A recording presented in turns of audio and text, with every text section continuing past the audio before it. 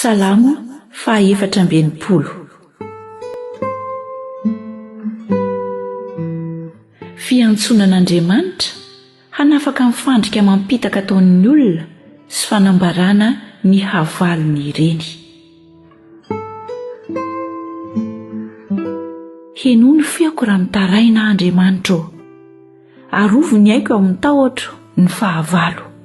Afeno atsoazo ny firaisan-tetiky ny ratsy fanahy sy ny fitabataba amin'ny mpanao ratsy, izay mandranitra ny lelany ho tahaka ny sabatra ka mikendry andefa ny zanatspikany dia teny mangidy mba hitifitra mangingina ny mahitsy, mitifitra azy tampoka izy ka tsy matahotra.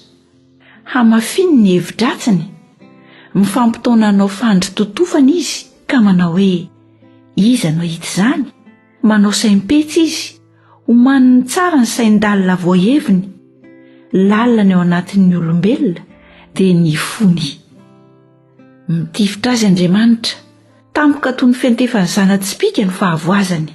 Apotrana izy ka voasingotry ny lelany ihany.